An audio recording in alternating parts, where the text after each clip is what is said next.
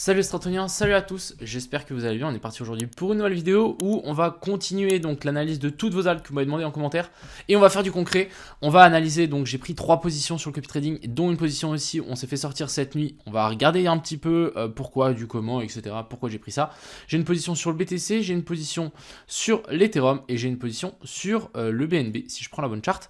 Donc voilà, plusieurs positions, je vais vous expliquer un petit peu qu'est-ce que j'ai prévu, qu'est-ce que j'ai pas vu, etc. pour un peu faire un petit bilan.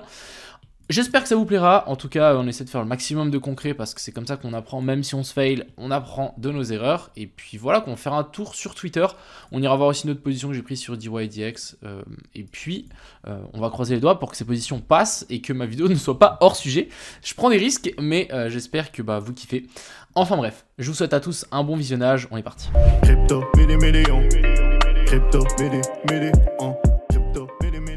On va commencer cette vidéo par revenir en arrière sur le trade de hier qui s'est passé cette nuit sur le copy trading qui n'a pas fonctionné. Donc en gros on avait une petite inversion de structure, donc ici on avait un cos et on avait un boss, donc même grosse inversion de structure. J'ai partagé le trade ici, donc inversion de structure, je me suis dit grosse zone de TE, on avait une grosse zone de support à ne pas lâcher. Finalement on est quand même venu toucher notre stop loss pour après rebondir. Par contre ça va correspondre un petit peu à notre analyse qu'on a maintenant parce qu'en fait les liquidations ont été touchées, les liquidations. Nous on s'est fait sortir ici malheureusement. On est vraiment passé sous cette zone OTE. Par contre, ce qui est super intéressant, c'est que maintenant, on a eu de nouveau une inversion structure. Donc, je ne sais pas encore, on verra si ça se passe ou pas, hein, parce que là, on est vraiment à la limite. Mais en gros, on a eu cette inversion structure. Ici, on a un cos et un boss. Inversion structure et ici, potentielle correction en A, B et puis C. Maintenant, on est en train de traverser la zone d'OTE ici. On est vraiment sur une zone critique à mon avis. Donc, c'est vraiment une zone dans laquelle on devrait tenir. En tout cas, je l'espère. Si ici, ça craque, bon, ça craquera. Mais en gros, tenir cette zone ici pour ensuite rebondir et venir pousser vers le haut.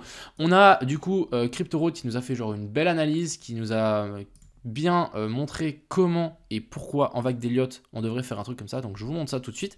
En gros on aurait ça. Lui il aurait une correction du coup ici en W, X et Y pour nous faire notre potentiel 4 ici. Ensuite ici on a fait notre boss donc MSB, Market Structure Break. Ensuite correction A, B et puis C, nous faire notre 2 pour ensuite pousser à 3, 4, 5. Et ça peut complètement se valider, donc avec notre analyse ici, ça rejoint un petit peu celle de CryptoRoad, mais en gros ce serait ici une correction en A, B, C pour ensuite pousser et venir chercher donc notre potentiel 3. Pour les gens qui aiment bien tirer les fibos, imaginons ici on a trouvé le plus bas, en gros c'est simplement vous prenez votre fibo d'extension, donc racine, sommet de la 1, bas de la 2 potentiel, hein, on ne sait pas encore. Et ensuite, vous cherchez les fibos. Donc là, 168, 200, 268 sont en tout cas les targets les plus probables pour ce premier pump en 3. Donc ensuite, hein, vous savez qu'on monte soit en 3, on corrige après donc en ABC. Donc on fait notre A, B et puis C, on fait notre 4 et ensuite on pousse vers le haut. Encore une fois, je fais cette vidéo où on est clairement sur une zone critique. Pourquoi? En fait, on a l'ouverture des US qui s'est ouvert et en fait, on a le SP500 qui est juste en train de tout casser vers le bas et on est en train de réintégrer. Vous voyez la trendline long terme ici? On la réintègre les amis. Donc comment vous dire que c'est pas incroyable. Et du coup, si on réintègre, bien évidemment ça chute et du coup ici on a le BTC qui est aussi en train de chuter plutôt violemment. C'est un petit peu dommage, mais voilà, c'est le jeu, c'est comme ça. On peut pas tout avoir malheureusement. Ça se trouve on va se faire stop loss en vidéo, ça serait plutôt marrant. Bon, même si c'est pas marrant parce qu'on perd de l'argent, mais c'est possible. Donc voilà un petit peu le scénario qu'on aurait pu avoir. Je pense qu'on va se faire sortir. En tout cas, on croise les doigts pour pas. Donc voilà un petit peu ce que j'avais sur ce BTC. On a aussi cette trendline. Je pense qu'en 4 heures, elle est plutôt pas mal. On avait ici cette jolie petite trendline sur laquelle là actuellement on est en train de casser. Donc ça c'est plutôt dommage malheureusement. Ouais, je pense qu'on va se faire sortir genre maintenant. Ouais, presque pas pour le moment, mais bon, il y a moyen qu'on se fasse sortir. C'est pas bien grave, mais en tout cas, on avait un joli petit setup. Même, vous voyez qu'on a des subtops très très propres. Et des fois, ça ne marche pas à tous les coups, malheureusement. Et c'est comme ça, c'est la vie. Ensuite, on va parler de l'Ethereum. Donc l'Ethereum, c'était plus ou moins la même chose que le BTC, mais en plus grosse time frame. Ce qui était super intéressant, c'est qu'en fait, ici, on était venu faire notre fameux cos. Donc ici, on avait eu un joli petit cos. Et en fait, en gros, quand on a un cos, c'est continuation de la structure haussière. On fait un nouveau top, on continue cette structure haussière. Et ensuite, on revient recorriger. Et là, on est venu recorriger dans cette zone d'order block. Donc je me suis dit, on est dans une zone assez intéressante pour un potentiel rebond. C'est ici que ça devrait rebondir. Donc on tente un long. Donc vous voyez, j'ai un long qui est là. Après, est-ce qu'on a eu un boss? Non, on n'a pas forcément eu un boss. Je m'attendais plus à me dire, ok, celui du BTC devrait tenir et ensuite on devrait repartir vers le nord. Mais bon, on verra si ça tient. Voilà un petit peu comment j'ai raisonné pour en tout cas ce trade. Mais on est sur une très très belle zone ici, grosse zone d'order block. Et je m'attends en tout cas à récupérer les stop loss qu'on a là, plus l'equal high. Je rappelle qu'on a un equal high entre là et là. Et ça serait quand même bizarre de laisser cet equal high ici avant de vouloir vraiment redescendre. Donc on verra. Ensuite ici, on a le BNB. Donc BNB, même schéma que en fait notre petit ami l'Ethereum. Donc en fait ici, on a eu un cos continuation de la structure haussière. On redescend et on est en train de faire un magnifique support sur toute cette zone-là. Donc je me suis dit, ok, grosse zone de support. On est aussi dans la zone d'OTE. Donc magnifique cette zone d'OTE si on tire un joli petit Fibo. Alors si je peux bien tirer le bon Fibo depuis ici à ici, belle zone d'OTE dans laquelle ici on est en train de revenir. Je me suis dit ok, il y a moyen qu'on rebondit, donc je suis rentré là. J'ai oublié que souvent les corrections se font en ABC, donc A, P et puis C. Donc ici potentiellement le bottom qui s'est formé. On a eu notre boss, on a notre cos ici, et du coup techniquement ça devrait grimper. C'est un peu ce que j'ai oublié sur ce BTC, c'est cette potentielle ABC qui aurait pu se former. Au lieu d'être rentré là, j'aurais dû peut-être attendre qu'on forme cette jolie ABC pour ensuite qu'on reparte vers le haut. Donc pour le moment, un peu de chance, on ne s'est pas fait sortir. En tout cas, si on ne se fait pas sortir ici sur le BTC, ce qui est très bien, c'est qu'on va créer une énorme poche de liquidité ici. Ça veut simplement dire que si on pousse maintenant beaucoup plus haut et ensuite on s'inverse, qu'est-ce qui va se passer? On va créer une énorme poche de liquidité de stop loss. On a notre stop loss aussi dans cette poche de liquidité, donc c'est ça qui est très risqué avec ce trade. Mais c'est une fois qu'on va redescendre, tous les gens qui n'auront pas TP, ils vont se faire rect. Donc voilà, c'est un peu ce qu'on va voir. Pour le moment, ça a l'air de tenir. Je crois qu'on a vraiment eu du pot pour le moment. Donc ouais, je crois qu'on a vraiment eu du pot. Enfin bref, je vais pas trop parler sans qu'on va se faire SL. On va continuer. Donc ce SP500 ici, bah, c'est peut-être lui qui rebondit. Exactement, il rebondit. On est venu chercher les stop loss qu'il y avait ici en dessous. Maintenant, est-ce qu'on va avoir assez de force pour venir réintégrer cette trendline? Je vous le mets en daily, mais il faudrait au moins une clôture au-dessus ici de la zone des 3978 points. Ce serait vraiment plutôt propre. Mais pour le moment, je me dis, ok, c'est une correction comme une autre. On peut continuer avec notre théorie. En gros, ici, on a fait notre cos. On est venu chercher la zone des 0,5, un petit peu en dessous. Et ensuite, on repart complètement faisable ici aussi pour le SP500. Du côté de l'indice du dollar, ça n'a pas trop bougé. Bon, ça n'a pas trop bougé. Non, on est toujours en latéral. Bon, là, on a une petite chute étant donné que le SP500 remonte. Mais voilà, pourquoi pas. On va passer sur toutes les alts que vous m'avez demandé. Donc, on a UTK. Bref, on en a une belle liste. On ira voir aussi le DYDX qui est en train d'exploser. Donc, pourquoi pas. On ira voir aussi le APT qui est juste énorme. Donc, partons directement sur ce UTK. On va passer en daily.